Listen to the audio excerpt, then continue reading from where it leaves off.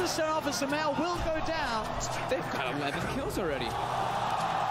Avalanche combo comes out. Can he get out of this one? Sumail falling pretty low. He can it again. Fly with the bounce of the chain. 9 HP. Lives on 10 HP, 8 HP. But EG held strong behind a beastly alchemist. Dying. But EG are finding the base. They're finding no one. They're on top of him. They call it GG. Evil geniuses will knock Virtus Pro out of the competition. EG move one step closer to the Aegis.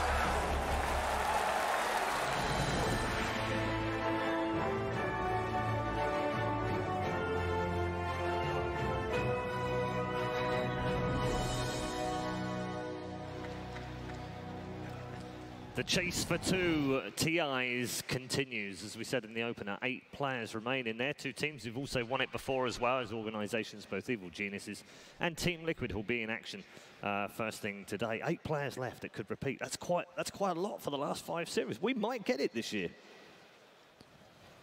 Maybe. The odds are going the other way, though.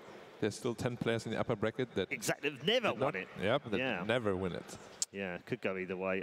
What did you make of Virtus Pro? I think that's the biggest story from yesterday, isn't it? Going out, having dominated on the DPC. They've won 4 majors during this season, looked fantastic at every step of the way. Sometimes look like lions playing with their food, and yet they've come to TI.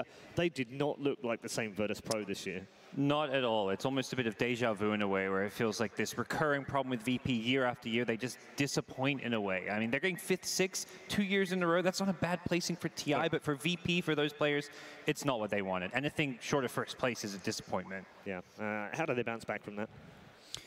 Well, I think they still have a lot to look back on. They just had an excellent year. Sure, this time was unfortunate for them, but it was in a surprising kind of way. Is my biggest downfall for them, because throughout the year, I was like, Solo is the best drafter. And in that series, he got out-drafted for the most part. It looked really difficult for them. I'd say the way to bounce back, though, is just keep doing them. I think they just need to look at this tournament and just pick, it's TI. This is our kryptonite. Next year, we just need to prepare even better. Don't take any breaks before it. I don't even know if they did take any breaks before it, but they had an excellent year, and they can't be so unhappy, even if it's just TI that hurts. Yeah. All right. Well, there were plenty of great plays yesterday, of course, and we're going to recap those right now for you. I've really enjoyed these top 5s. Let's see what we have from day number 4.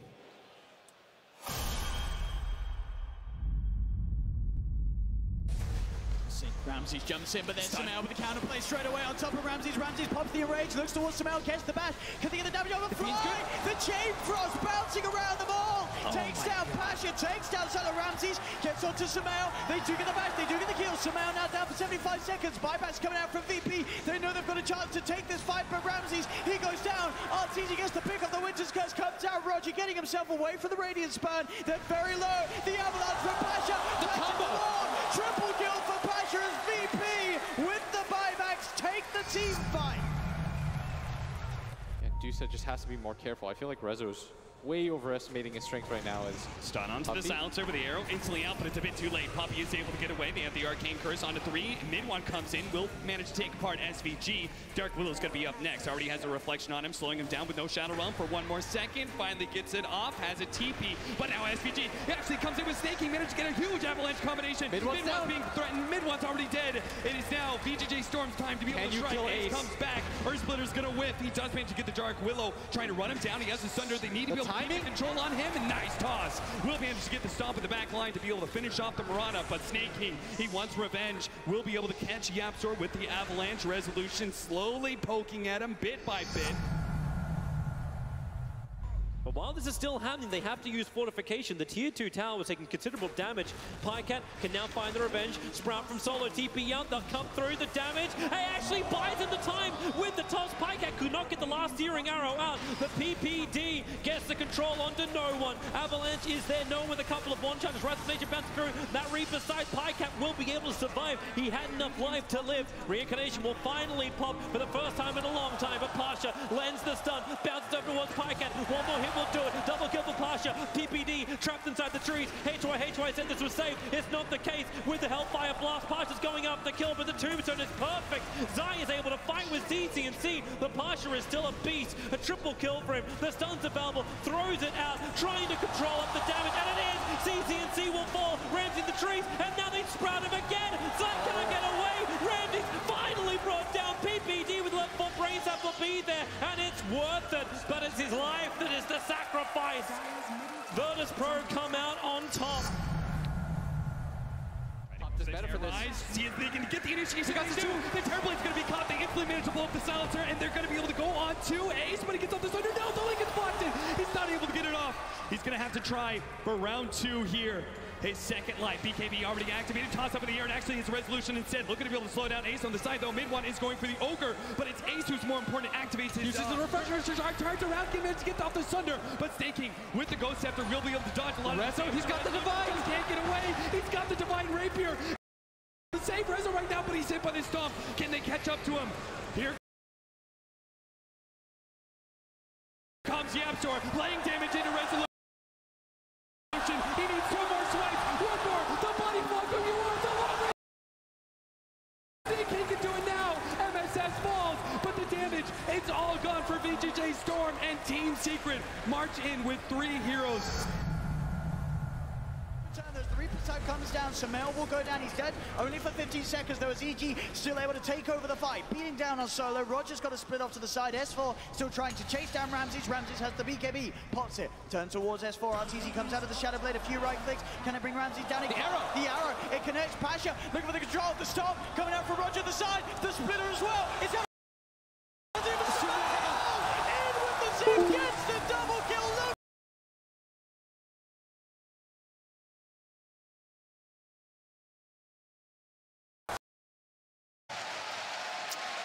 The king is back. Long live the king. Great top 5 all the way through. Black, what was your favourite? I like the Terrorblade action. Yeah, I like that one as well. Toss. Yeah, I was very hyped. The toss into the Medusa. You know what he actually tried to do? He had a cursed crown on him, and he tried to stun the entire team while he was in the air. That was like the super next level play, but it didn't work out in the end. Yeah, was like that would have also been the play that I think probably moved it up in the play of the days. But yeah, what was your highlight yesterday? You know, Sumail's was so fantastic as a Storm, but after the interview with Yapstor, I have to go with that one. He's like, you know, Puppy told me don't go in, but he's like, you know, when you're Elder Titan and you see you've got like plus 300, you kind of just want to go for it, and he did. Yeah. So that one, I got to give it to him. Yeah. Gods, you have a favorite in there? I'll take the Stormlight. Yeah, falling from the shrine across the entire map, killing like the entire VP team, clinching the game. That was hype. That was definitely the moment of the day for me. It was fantastic, wasn't it? I was going to ask you guys as well. This event hasn't been the most predictable, but it has been very versatile. So what are you guys? Are you predictable or are you versatile? Fault. Predictable. Okay. Gods? I would say pretty versatile. I would say pretty versatile. We're talking about Dota, we're talking about on the panel. Yeah. I mean, Black, meanwhile. Yeah. Well, do we even need to ask this man? This man's got like 567 games of Invoker, 484 games of Anti-Mage. Anti-Mage. Fairly predictable. Yeah. But there's Patch in there too. Hard carry and then roamer, you know. Yeah. The versatility is right there. Right. Okay. All right. Well, do you know what? Let's find out from some experts on predictability and versatility as we bring in our State of the Meta, gents. Good morning. Good morning. Thank you very much. And BSJ, yeah, I know we wouldn't think about you and versatility, but here we are. And I mean, some of the teams in here, we have Secret and Liquid are actually coming up. They're some of the most versatile teams in the world, right? Yeah, I mean, versatility is not something that you need to have in order to win TI, but it's something where we saw yesterday with VGJ Storm versus Secret, where if you know a hero better than anyone else, in the case of the last pick, Meepo, they were expecting it. They had the TA pick. They've seen it win mid against Meepo, but Ace, with hundreds of games on Meepo, knows he can go off lane, and even though he's level 4 at 9 minutes into the game, is going to know more about his hero and be able to play the hero in these type of situations. And that versatility is just going to give you that free win every now and then, and that could be what it takes to win TI. It could, but then on the other side of things, we did have 2 top 8 teams, VGJ Storm and EG. They're reasonably predictable in their drafts, but I mean, they made top 8. Why is that? Dota is an intricate game. I think that's what it boils down to. They understand the exact timings, what it takes for their heroes to win in any given situation. And not only that, but after you establish a playstyle, you know exactly what type of heroes and what type of strategies beat yours. And if you have that critical threshold that you can meet where you don't run out of bans so that you can ban the heroes that counter your strategy, then if you know a certain type of play, maybe just a limited hero pool, that's going to be good enough to win you possibly TI, but also get you this far in the tournament. Sounds good, and that's what we learned. Versatility, predictability. The question is which one will come out on top, and maybe you guys know better. I'm not so sure about that, actually. I feel like if you've got MMR from State of the Meta, I'd be 10K this week.